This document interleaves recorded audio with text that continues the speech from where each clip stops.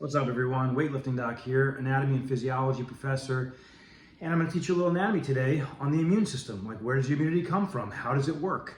There's so much misinformation. We really need to understand how this stuff works in our body, okay? So, your immunity, okay, comes from what's called the specific or adaptive immune system, which is made up of your B cells and T cells. B cells are B lymphocytes and T cells are T lymphocytes. They are types of white blood cells, okay? We hear a lot of things about antibodies. How long do they last? Oh, they don't last as long as this or that. Well, it doesn't really matter at all how long antibodies last. What matters is, did we make the factories that produce the antibodies, okay? And that's basically memory cells. That's what gives us our immunity. They're called memory cells, okay? We have memory cells for the T lymphocytes and memory cells for the B lymphocytes. So it doesn't matter if antibodies stick around for months and months, because if you get attacked with the same thing again, you have little factories called memory cells that can immediately respond a lot faster, quicker, and stronger than the first time. So let's talk about how it works. So we're going to use this. This is going to be our couple things here. Antibody. No, actually, yeah, we'll make that the antibody. We'll make that the B cell, okay? And then we'll make the red guy the pathogen. That's like the foreign microorganism, okay? So our body gets invaded with this microorganism. What's going to happen is B cells have receptors that are going to bind to what's called a glycoprotein, which is the antigen. There's some technical terms there on the microorganism. Now, we have one of these. We have one in our whole body for that particular microorganism. So in our whole system, we have one. We make billions of different types of these, or at least around a billion different types, okay?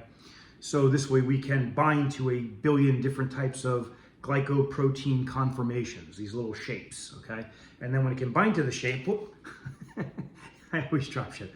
When we bind to the shape, it becomes activated. And then we start to make these things called antibodies, okay? These are the B cells now. They're gonna transform into a cell. Once they become activated, we make clone cells, which are lots of replicants, and then those clone cells will differentiate, which means they transform into these other cells called plasma cells. Plasma cells are actually factories that produce the antibodies at 2,000 molecules per second, by the way, once they start doing it.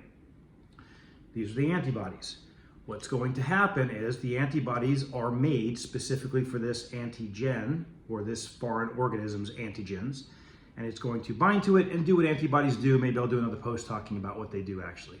But that being said, then we make billions of antibodies that flood the system and wipe this thing out, okay? All right, that's how the B cells work. The T cells are a little bit different. So let's keep our antigen here. We're gonna go blue is going to be, actually we'll make the black the T cell.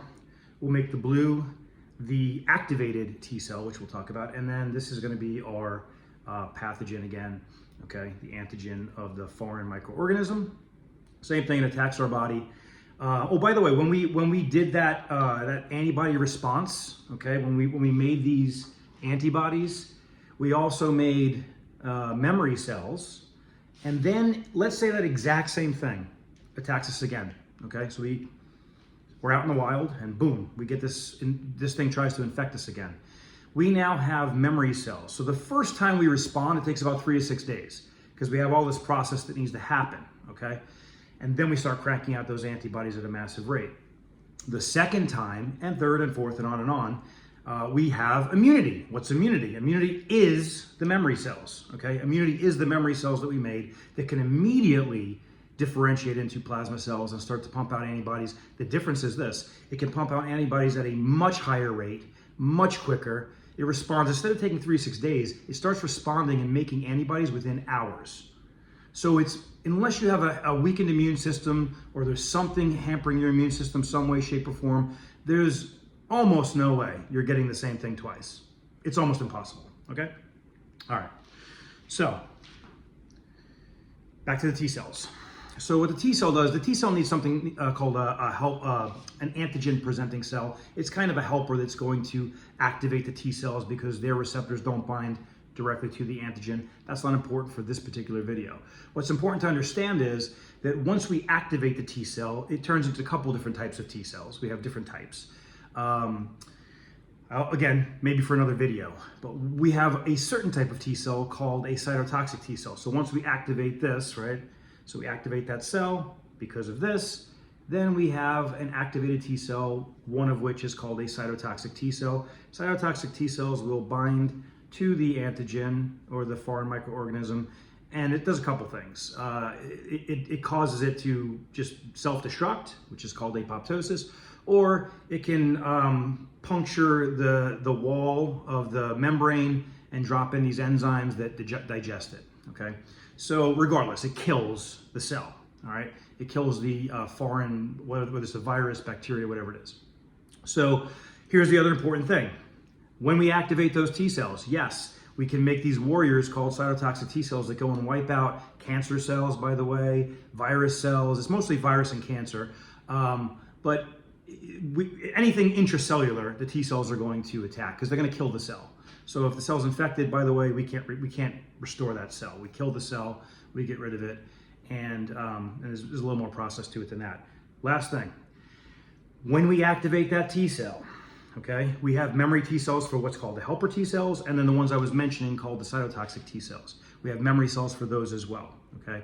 And it's called CD8 and CD4, not important again for this video, but what's going to happen is we make those memory cells, and guess what? We get attacked with that particular microorganism again, or that pathogen again, and we are going to respond faster, quicker, stronger, and whoops, there that goes.